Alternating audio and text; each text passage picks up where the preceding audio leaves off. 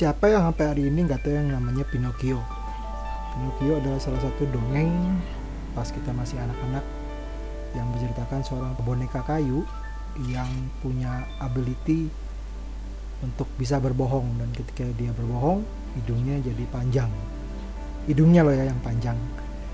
Nah, Lies of P ini berceritakan tentang Pinocchio di era abad 19, di mana dia mempunyai ability yang sama dan mempunyai misi untuk mencari penciptanya, yaitu Geppetto. Game ini bersettingkan di kota fiksi yang bernama The City of Krat, di mana kota ini terkenal dengan sumber daya mineralnya yang disebut ergo.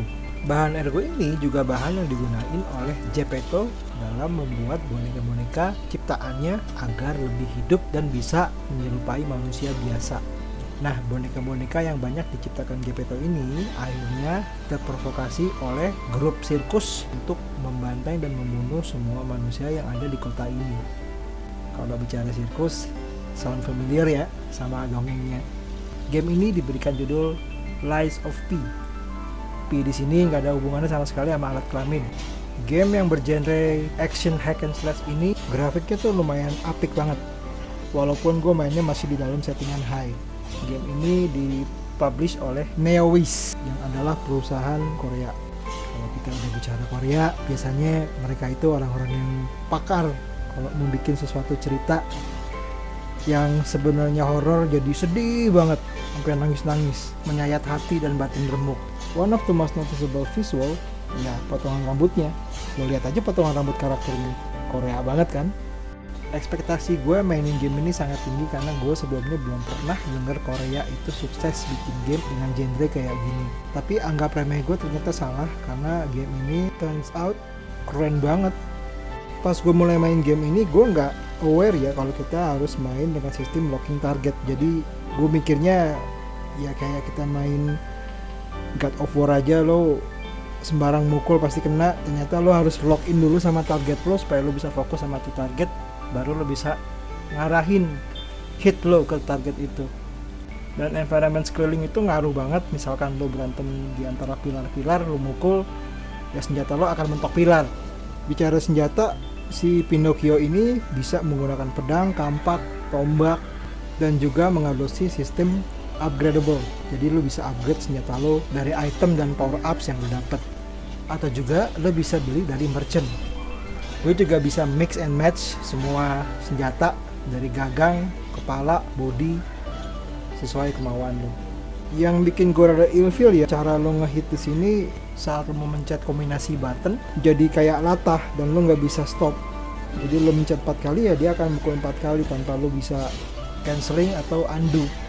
Contoh ya, normal hit buttonnya kan mencet B tuh. Misalkan lo mencet B 4 kali, tiba-tiba lo nggak jadi, lo mau nangkis aja.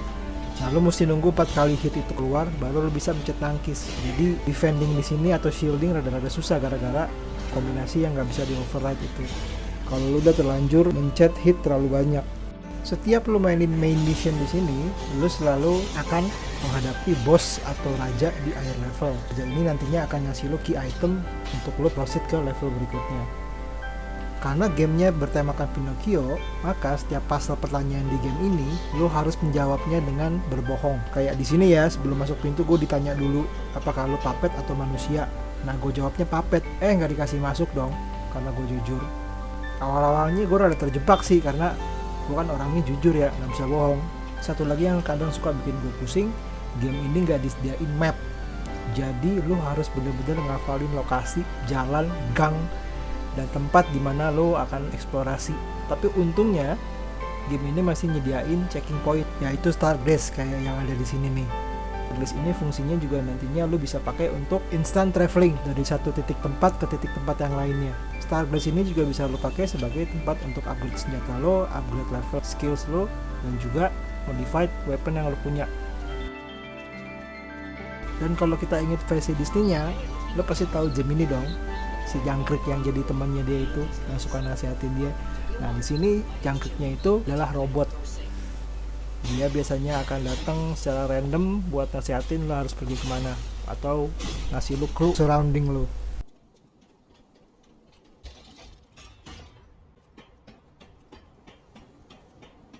Kalau lo penyuka fiksi yang based dari novel atau child book kayak gini, ditambah lagi dengan dark ambience environment yang dia punya, kayaknya game ini bakal cocok.